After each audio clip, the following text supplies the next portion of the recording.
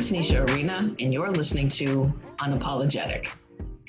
So at the beginning of Pride Month, or a little bit before, I was asked by a friend of mine if I would be willing to write a piece for the North End Agent about either being Black in the LGBT community or just what it meant overall. So I says, okay, sure. And I was kind of surprised to have the opportunity, but decided that I would write something because, like, in our current climate, who we are in these different layers, it certainly plays a role. And when I think about being a lesbian, well, of course, I think about being Black because I can't separate the two. The way that I experience being a lesbian, of course, is shaped by my Blackness.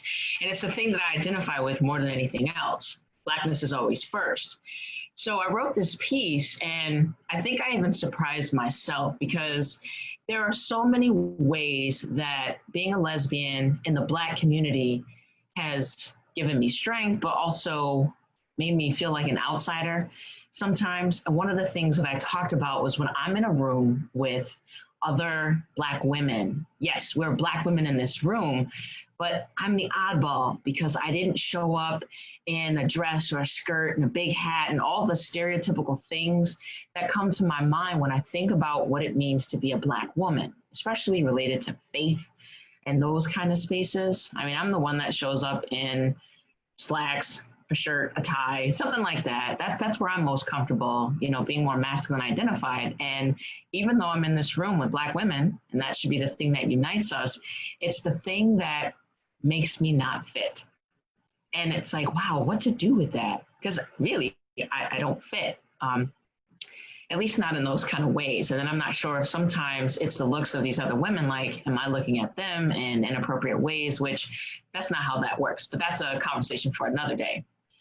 And then I had to think about what it means to be a Black woman who is a lesbian and part of queer community.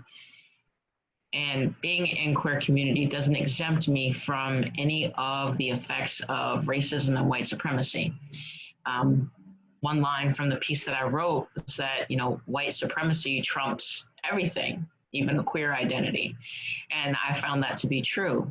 In a lot of spaces, pride parades, etc., they are white dominated. They just are. And it's being a lesbian doesn't take away my Blackness. Like it's still there, and the way that I get to experience queer community is also impacted by being Black. The things that are in my community and culture, some of the things that I've joked about. For example, I love music, but when I go to the clubs, well, when we could do that before coronavirus, I also love house music, but I don't want to hear it all night long. I still want to hear hip hop, R&B, like all those things, because that's the whole of my identity. But do I have to cut that off to be accepted or to assimilate into LGBT culture and community? In some of the work that I do, I had to look for images, you know, for Pride Month, and I wanted to highlight, you know, the marches and parades and everything else. And literally every image that came up on Google were white people. Like this movement it's always white people, but we forget Stonewall was a riot. Stonewall popped off from Black, trans, women, queer, unapologetic, Marsha P. Johnson, Sylvia Rivera, and that history can't be whitewashed. We can't forget those critical pieces, like who have been pushing movements, setting the tables, preparing the meals, doing all the work, and then being pushed to the back. We have to remember those pieces, those parts of us, like the wholeness. I think about that, the whole of my identity. You know, being a Black woman, being a Black lesbian woman, what does that mean? And when I'm in spaces with other Black lesbians, that feels different. It's like the party has started because I don't have to explain the nuances of Blackness in this queer space. And yes, we're all Black women in a space who happen to love women, and we understand what that looks like, the ways that has had to be hidden, and the way that we can be proud about it. And that's the thing that I love. And I'd ask people in this piece to meet me at the corner of Black and Lesbian, because that's where I live, at this corner, along with some other corners about being Black, lesbian. I was a teen mom, I'm a mom, like all of these things that reflect my identity. And it's something that I think we should consider with everything else that's going on in our world right now.